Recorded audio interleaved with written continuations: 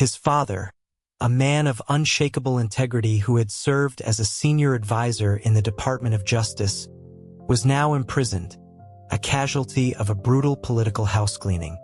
Ethan had spent weeks running a frantic, humiliating circuit of Washington, D.C., pleading for help. The men he sought, his father's former colleagues, were vultures in bespoke suits. Their eyes, clouded with false sympathy, slid over his form, lingering with a predatory heat that made him want to claw his own skin off. He had fled one such meeting in a fit of rage and shame, his hands instinctively covering himself as if to ward off their debased assessments. As the date for his father's final sentencing loomed, a suffocating deadline, Ethan found himself cornered by desperation and a rising fever. There was only one option left. He arrived at a stately Georgetown brownstone, the former home of a classmate from his days at Yale.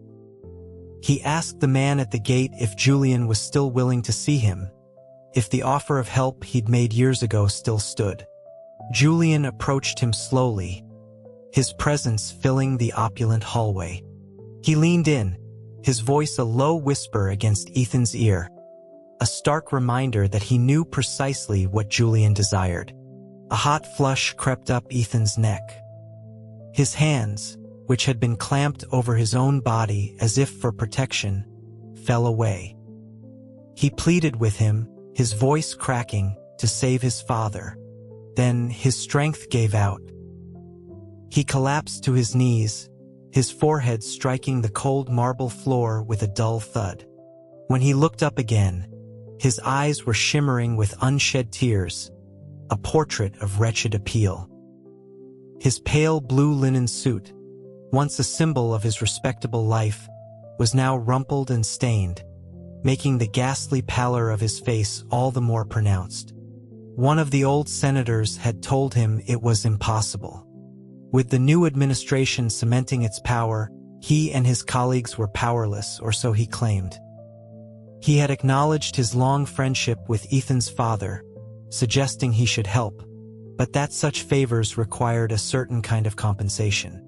As he spoke, his gaze had roamed over Ethan's body with an undisguised avarice, as if mentally undressing him. Ethan had flinched away. Long before his family's downfall, he had been a favorite subject for portrait artists in the city, not just for the stark clarity of his features, but for the contradictory emotion in his eyes, a deep-seated soulfulness that seemed to pull people in. His academic background lent him an air of quiet intellect, a complex and compelling combination. He knew this day would come, but the reality of it was a panicked, headlong flight from everything he'd ever known. His father's unwavering principles had made him many enemies. When the new president took office, the old guard was systematically purged. His father was caught in the net. The door to his tiny, squalid apartment crashed open.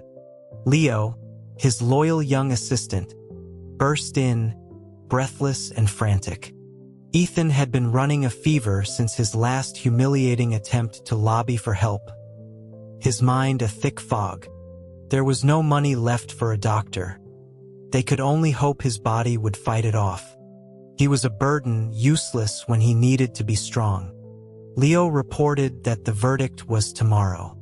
He'd sent out more requests for meetings, but every office had turned him away. He asked what they were going to do now. Ethan pushed himself up from the worn mattress. The sun was bleeding across the horizon. There was no more time for hesitation. His mother had died when he was a child, leaving him and his father alone. His father had given him everything, shielding him from the world's harshness. He owed him this one desperate fight. He clenched his fists, his decision made. He told Leo to help him up. They were going to see Julian Vance. Julian was the new president's own brother, the sole sibling to survive the savage political infighting for the nomination. This was partly due to their shared childhood, but also because Julian was known to be gay. And Ethan was the reason everyone knew. 3 years ago, they had been students at Yale together. Julian was just the overlooked younger son of a political dynasty, always trailing Ethan with a wry smile and a book of poetry. Ethan had considered him his closest friend, never suspecting the nature of Julian's thoughts. At the inaugural ball that year, a glittering affair attended by the entirety of D.C.'s political elite, Ethan had been a special guest. The outgoing president had been trying to arrange a match between him and Claire Montgomery, the daughter of a prominent senator. In the middle of the grand ballroom, a very drunk Julian had cornered him and professed his love in front of everyone. Ethan had frozen, the focus of 100 powerful, judgmental stares. The aftermath was swift. Julian was quietly sent abroad for a sabbatical. Claire was married off to a defense contractor's son, and Ethan became the subject of whispered gossip and tabloid speculation. He never blamed Julian. The sons of the political dynasty were under immense scrutiny, and Julian, the most brilliant of them, was seen as a threat by his own family. Ethan's gentle nature made him an easy, non-threatening target for Julian to use as a shield, a way to disqualify himself from the race for power. Still, it had hurt. He had genuinely valued their friendship, while Julian had apparently just been using him. After Julian returned, he had approached Ethan several times, relentlessly declaring his love, once even pinning him against a marble statue in the National Gallery for a brazen kiss. Ethan had no choice but to take him seriously, but he was his father's only son, the last of the Hayes line. He couldn't or wouldn't let himself love a man. He asked the security guard at the gate to please give Julian the old, dog-eared copy of Whitman he was holding. Julian would know who it was from. The guard just smiled and waved him through, explaining that Mr. Vance had left permanent instructions to admit him without announcement. Ethan clutched the book tighter and followed the guard through the perfectly manicured garden to the study. Before he could enter, the guard stopped Leo, stating that Mr. Vance had requested to see Ethan alone. He knew what he was walking into. It was the only currency he had left. He gave Leo's arm a reassuring squeeze and walked through the door. Julian was at his desk, writing. As the door clicked shut, he glanced up. "You came," he said. Ethan nodded, his reply barely audible. He began to say he was sorry to bother him, but Julian cut him off with a raised hand. He put down his pen and rose, crossing the room until he stood only inches away. A frown creased his brow as his eyes, dark and complicated, swept over Ethan's haggard appearance. He murmured about how much weight he'd lost, how thinly he was dressed for the cold, questioning how Leo could have let him get into such a state. Ethan rushed to Leo's defense, explaining that their assets were frozen and they hadn't had time to retrieve their winter clothes. Julian gestured toward the roaring fireplace, nudging a chair closer for him. He remarked that after 3 years, the first thing Ethan said wasn't that he'd missed him.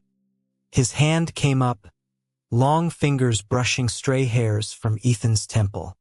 The touch sent a shiver down his spine, and he instinctively recoiled. He asked shakily if they could talk about old times later. He knew it was a difficult request, but Julian had once promised he could come to him if he was ever in trouble. He begged him to help his father. As he spoke, his knees buckled, but Julian caught him, holding him upright. He turned and picked up a folder from his desk, showing Ethan the contents. It was a draft of a presidential pardon. Everything he needed was right there. Julian tossed the folder back on the desk and turned, his hand cupping Ethan's chin, forcing his gaze upward. Julian's eyes were dark with a raw, consuming desire. Ethan trembled but did not pull away. Julian told him he could help, but Ethan knew what he wanted in return. Ethan's hands tightened into fists.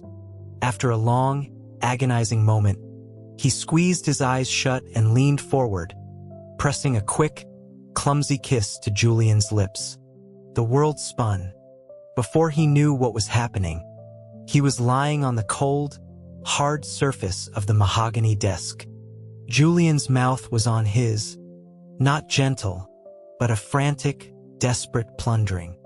His tongue tangled with Ethan's, stealing his breath in a fierce, possessive assault. The air grew thin. His hand moved from Ethan's waist, slowly, deliberately, up towards his neck. Ethan turned his head, his gaze falling on the silver fountain pen on the desk blotter. It was the gift he'd given Julian for graduation. Then the world went black. Willow branches swayed outside the window, dappling his face with sunlight. The sharp light woke him. He blinked, his consciousness returning in a slow, painful wave. He shot upright, startling Leo, who had been dozing at the foot of the bed. The young man wiped a bit of drool from his chin, his face breaking into a relieved grin, thrilled that Ethan was finally awake. Ethan threw back the covers, ready to run. He had to find Julian to make sure he would still save his father. Just then, the heavy wood door swung open. Julian stood there, dressed in a sharp suit, looking every bit the powerful political broker. Ethan's legs gave out, and he pitched forward, right into Julian's arms. A strong arm wrapped around his waist, steadying him. Julian's gaze dropped to his bare feet, and he realized he'd forgotten shoes in his haste. With a soft sigh, Julian scooped him up and carried him back to the bed. As Julian started to leave, Ethan grabbed his sleeve, asking about his father. Julian's expression hardened immediately. He informed him that his father was fine. The president had commuted his sentence to supervised exile. Money and clothes had already been sent to ensure he would be more comfortable than Ethan had been. Ethan collapsed back onto the pillows, whispering his thanks. Julian's hand rested on his forehead, then traced a line down his jaw. The memory of the previous night flooded his mind. He guessed Julian meant to finish what they had started. He owed him this. He closed his eyes, dutifully waiting. Nothing happened. He hesitantly opened his eyes a crack. Julian was watching him with a playful, amused expression. After a moment, he tapped Ethan lightly on the forehead. "What a dirty mind," he teased, asking what Ethan was thinking about. He said he never forced anyone. But, he continued, he had spent a great deal of political capital on this, and Ethan would have to repay him somehow. Ethan nodded meekly from under the covers, agreeing that it was only right. Julian then laid out his new terms. He was traveling to Savannah for business, and Ethan would accompany him as his personal secretary. He remembered Ethan's prose was quite good. He could help him draft correspondence on the way. That was all? The trip would take months. During that time, Julian clarified, Ethan was to obey him completely. Ethan nodded his assent. As Julian turned to leave, Ethan caught his sleeve again, thanking him once more. Julian glanced at his own sleeve, a slow smile spreading across his lips as he murmured that he owed him. Before Ethan could puzzle out what he meant, he was gone. Leo came in then, gushing about how well Julian was treating him, that a dozen new sets of winter clothes had arrived that morning, all in styles Ethan favored. Staring at the empty doorway, Ethan could only nod. He knew. Julian had always been good to him. Once he recovered from his fever, they began the journey south. The private rail car moved steadily, the temperature rising with each passing mile. The clothes grew lighter. Ethan sat beside Julian at a small writing desk, both of them working. When Julian's elbow jostled his arm for the third time, scattering a drop of ink on the page, Ethan looked up, annoyed. He asked him to please stop fidgeting. Julian, leaning on his elbow with a smirk, said he would not. It was his desk, and he would move as he pleased. He then shifted deliberately, making the inkblot bigger. Ethan sighed in frustration.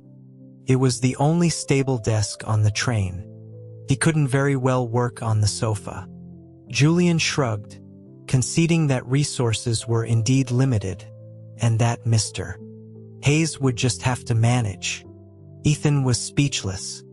He took a fresh sheet of paper and started again. Julian tapped the paper with a manicured finger. "Try to be neat this time," he said with a playful glint in his eye. There wasn't much stationery left. Ethan glared at him, pulled the paper close, and turned his back. This was the Julian he remembered from Yale. The one who drew mustaches on portraits of professors he disliked and tossed a rival's thesis into the river. He was the dean's biggest headache, but his family name protected him from any real consequences. Ethan had once asked him why he always acted out, why he pretended to be a fool when he was so brilliant. Julian had countered, asking how Ethan knew his intellect was genuine, or that his troublemaking wasn't his true nature. Ethan had told him he'd read his essays. They were better than anything he could write himself. And how did he know they weren't plagiarized? Julian had pressed. Ethan had simply replied that no one else called him Eli. Julian had stopped walking then. Ethan's full name was Ethan Hayes, but Julian had always insisted on calling him Eli, teasing that it suited him better. After Julian's public confession, the nickname had vanished. He had asked if Ethan liked his writing. Julian's gaze had been dark and intense. Ethan admitted that he did, and that someone with his talent shouldn't waste it. For a few seconds, Julian had looked utterly stunned, like a lost puppy. It was a rare vulnerability, and Ethan couldn't help but smile. Julian had suddenly promised that he would listen to him. That was why Ethan never blamed him for the inaugural ball scandal. He had seen Julian's potential and pushed him, forgetting that for someone in his position, survival was a far more difficult art than achievement. He had never been on a proper long-distance train, had never been out of the D.C. bubble. He had only read about the deep south of its languid rivers, ancient oaks draped in moss, and sultry nights. Seeing it in person was overwhelming. The air that hit them on the platform in Savannah was thick with the scent of rain and sweet flowers. Julian held out his hand. Ethan hesitated, insisting he could walk on his own. Julian reminded him of their agreement. For now, he was to do as he was told. Ethan looked at the large, steady hand, then finally placed his own in it. The grip was warm and firm, the skin on the palm slightly calloused from years of fencing and polo. Leo ran up to them, his arms full of paper bags, exclaiming that Ethan had to try the pralines. He was only 19, still full of youthful energy. Ethan took one of the sticky, nut-filled candies and bit into it. It was sweet and decadent, with a faint, smoky flavor. Suddenly, Julian's hand tightened on his wrist. He guided Ethan's hand, and the remaining half of the praline, to his own mouth. His tongue brushed against Ethan's fingertips, a damp, electric touch that sent a strange heat through his arm. He stared, wide-eyed, but Julian acted as if nothing had happened, wiping his mouth and agreeing that they were indeed excellent. Leo protested that the prince shouldn't steal Ethan's food, especially since he'd barely eaten on the train. Julian, still holding Ethan's hand, pointed out that his stomach was empty and too much sugar wasn't good for him. He suggested they get some real food before the official dinner that evening, knowing Ethan wouldn't eat much at a stuffy political event. Without waiting for an answer, he led him towards a small diner on a side street. The smell of fried chicken and coffee hit them as soon as they walked in. Ethan's stomach rumbled audibly. Julian's mouth quirked in a small smile. The owner, a woman in a simple linen dress, bustled between tables. She looked familiar, and Ethan found himself staring. A large hand suddenly covered his eyes. Julian's voice was low and reproachful, asking where Ethan's manners were, staring at a woman like that. Ethan, embarrassed, mumbled an apology. Julian told him to apologize to the owner, not to him. Ethan replied that he couldn't very well do that until Julian moved his hand. He could feel the heavy rhythm of Julian's breathing next to his ear. Finally, the hand dropped. The owner had just reached their table. Hearing his apology, she laughed. She remarked that he was still as timid as ever, then turned her sharp gaze on Julian, adding, "And this bastard is here too." Ethan suddenly remembered. She had been Claire Montgomery's personal assistant. The meal for two became a meal for four. The woman called her husband, the diner's cook, out from the kitchen. He had been the chef for the Montgomery family. Ethan remembered his food well. The man's skill with light, Southern cuisine had been a godsend when Ethan had gone through a period of ill health. The woman wasted no time, demanding to know how Julian had the audacity to show his face. She blamed him for the misery Claire had endured. Julian shot back that her precious Claire had been secretly in love with the defense contractor's son all along. If it weren't for him, she would have been forced into a loveless political marriage with Ethan. Regardless, the woman insisted Julian owed Claire an apology. His arrogance was astounding. Julian scoffed at her impertinence, reminding her this was his diner she was speaking in.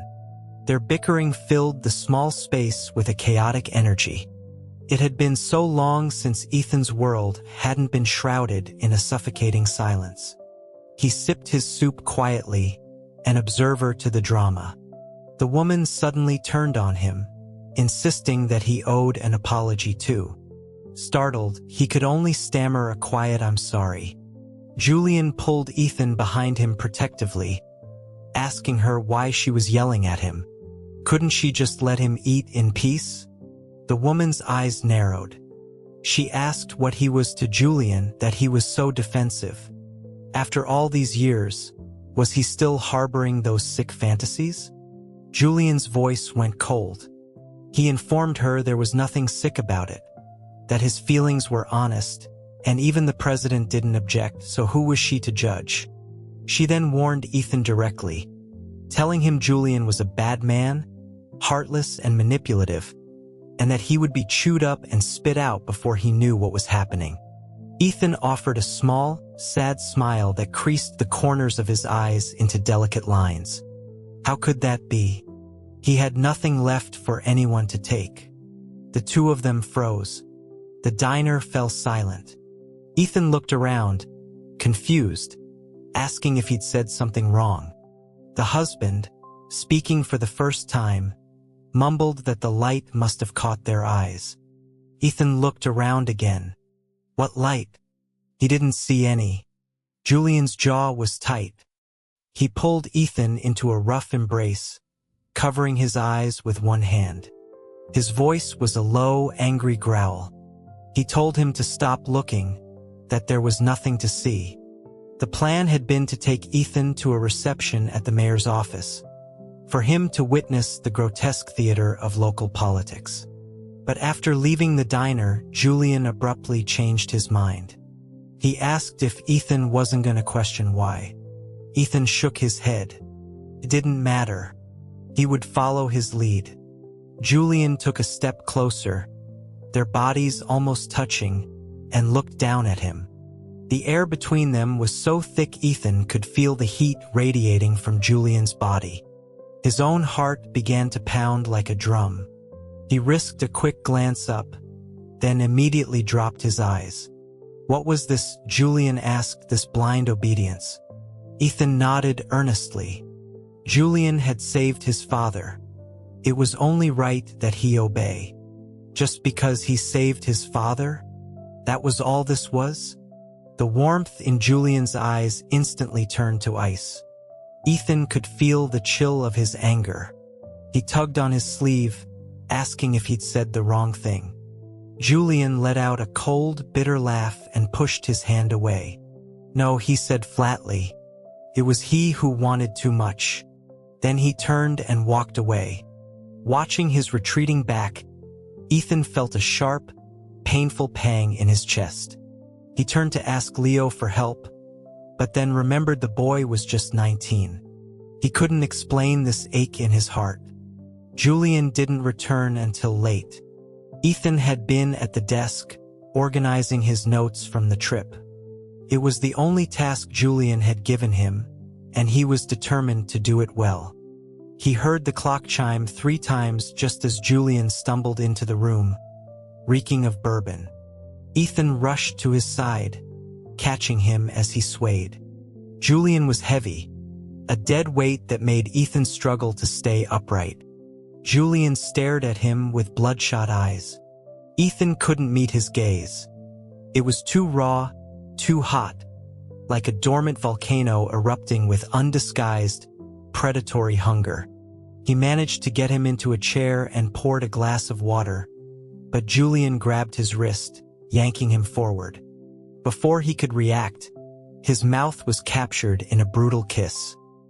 He flinched at the suddenness of it, but then, realizing what was happening, he relaxed his body, surrendering. The kiss was punishing, teeth scraping against his lips until he tasted the metallic tang of blood. He cried out in pain, which only seemed to fuel Julian's ferocity.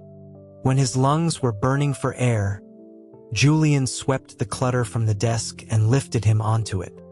The onslaught continued as hot fingers fumbled at his shirt, the rough calluses on Julian's fingertips sending tremors across his skin. He closed his eyes, his heart hammering against his ribs, as Julian untied his belt and pushed aside the layers of his shirt. Just as the cool night air hit his exposed shoulder, Julian froze. "I'm sorry," he mumbled. "I'm drunk." He backed away, running a hand through his disheveled hair in frustration. Ethan, his lips swollen and bruised, slid off the desk. He managed a single, quiet sound of acknowledgement. An unbearable silence filled the room.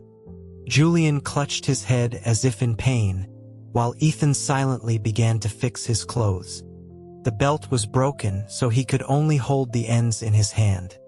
After a long moment, Julian finally spoke, his voice barely a whisper. He asked why he didn't fight back. Ethan swallowed hard. He told him it was because he saved his father. He was supposed to obey him. Julian's head snapped up, his eyes blazing.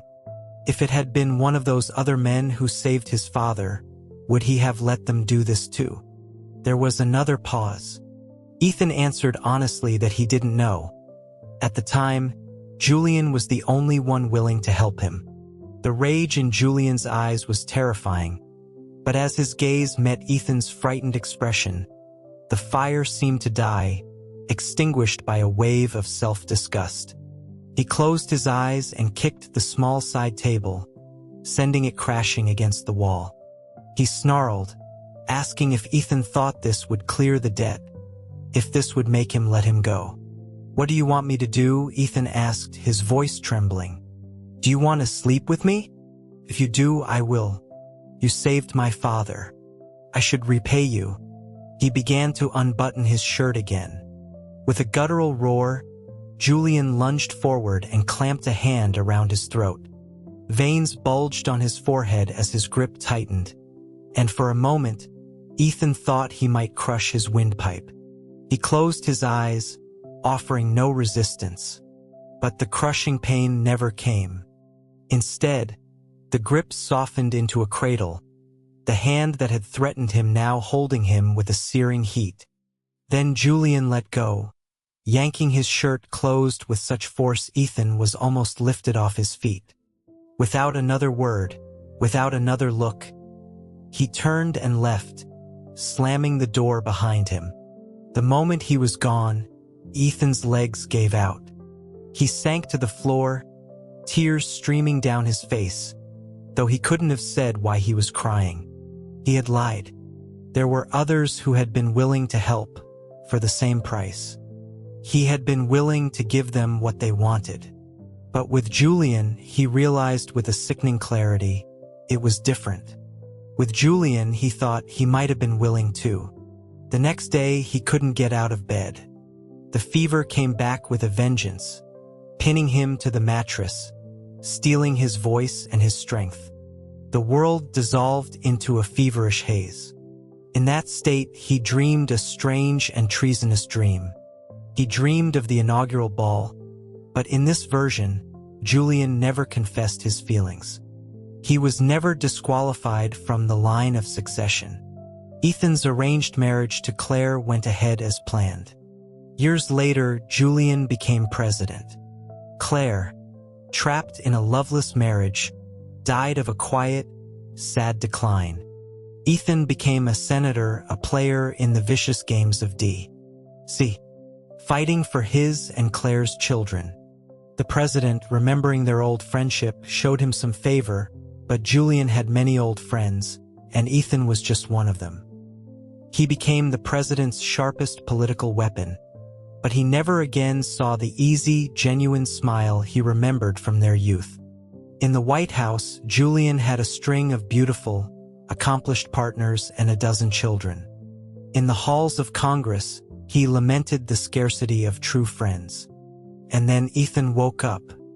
He realized the dream was a distorted reflection of his father's life in service to the last president.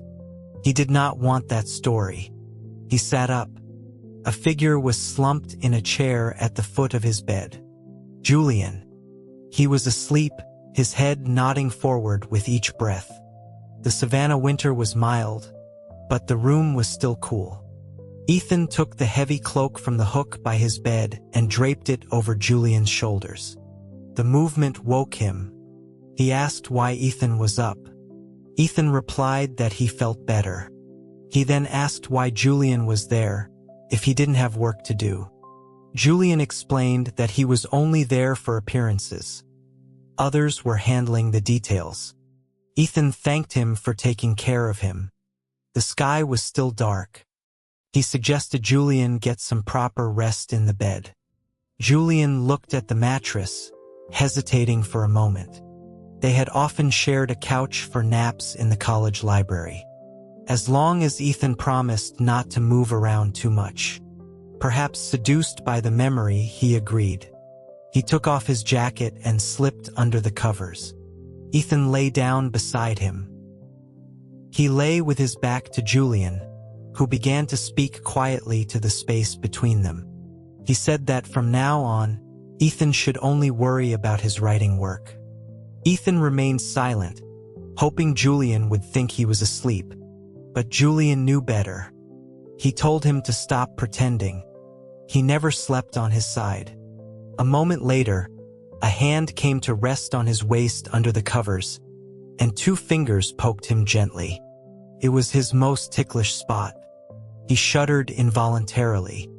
Julian warned him that if he kept pretending, he'd start tickling him for real. Defeated, Ethan turned over. Julian confessed he had already petitioned the president to pardon his father. The official order would come through any day. His father wouldn't get his old job back, but he could live as a free, private citizen. He admitted that bringing Ethan to Savannah was a pretext, a way to keep him close, to make sure he was eating and not working himself into another illness. It was a selfish attempt to see if there was a chance for them, because he had foolishly believed Ethan felt something for him too. But now he saw he had just been projecting. A person like Ethan deserved better than to be dragged into his complicated, scandalous life. He trailed off, his voice thick with resignation. "What is it, Julian?" Ethan whispered. "You only say, uh-huh? Is that the only word you know?" Ethan shook his head. No, he was thinking. Thinking about what? He was thinking that if he told Julian he loved him, would he be betraying his father? Julian went completely still. his eyes wide with a mixture of disbelief, shock, and a flicker of wild hope. "What did you say?" he breathed. Ethan didn't answer, still lost in his thoughts. But Julian didn't give him any more time to think. A wave of kisses fell on his face, his eyes, his lips, dizzying and overwhelming.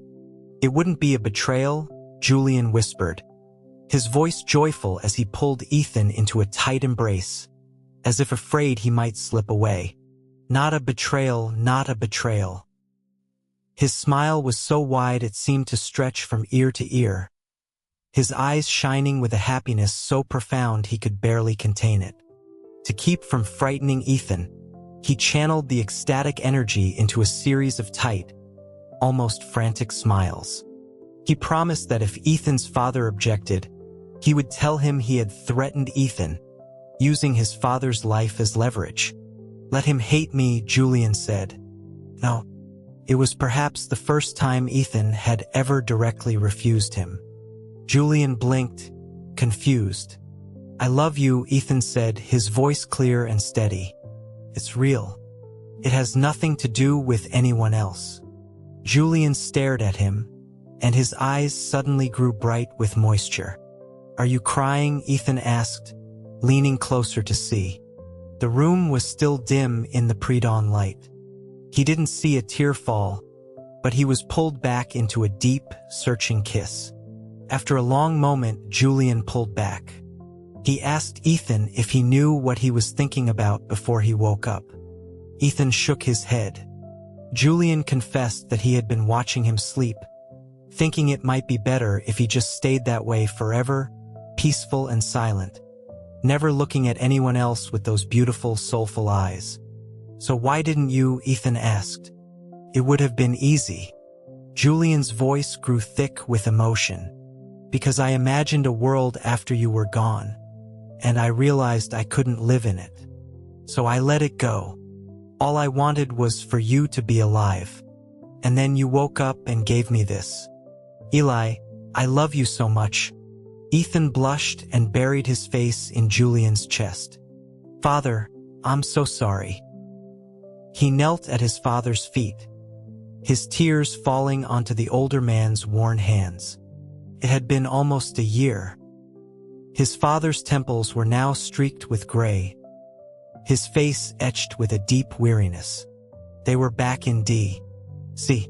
Julian had secured a new home for them, a modest but elegant townhouse on a quiet street, conveniently close to his own. Julian didn't plan to stay in the capital for long. The president's goodwill was fickle. They planned to move east, to a quieter city, away from the corrosive heart of power. They wanted his father to come with them. So, that first night back, Ethan told him everything. His father's first reaction was anger. He demanded to know if that boy, Julian, had threatened or forced him. Ethan shook his head, tears flying from his cheeks. He explained that while it began as a desperate bargain to save him, he had realized he was truly in love with Julian, had probably been in love with him for years. His father sighed, a long, ragged sound of disappointment. "What about your future?" he asked. "Your career? Are you not afraid of what people will say?" Ethan met his gaze. He used to be afraid, but not anymore. His father looked at him, then sighed again, the anger draining away, leaving only a bone-deep sadness. "Get up," he said. "The floor is cold." "I was a man of action my whole career," he mused. "So how did I raise a son so gentle and foolish?" Ethan knew this was his father's way of yielding. He told his father about the dream he'd had, the one of the alternate future. He saw tears glisten in his father's eyes several times, but the old man blinked them back. "You have a talent for stories," his father said, stroking his hair. He then said there was something he needed to tell him. Ethan sat up straight. "You are not my biological son," his father stated calmly. "Your mother was already carrying you when we married. She would never say who the father was. She was a beautiful woman, with big eyes, and a quiet but stubborn nature, just like you. Giving birth to you seemed to be the last thing she wanted to do in this world. After that, she lost the will to live. So you see, you need not feel any guilt about the Hayes family legacy. That line ended with me. The words were a thunderclap. Julian, who had just arrived, came to stand beside him, his hand gripping Ethan's tightly. He must have heard. Ethan turned to him, needing confirmation, his own senses reeling. What did he say? Julian's voice was gentle but direct. Mr. Hayes said you are not his biological son. His father spoke again from the doorway.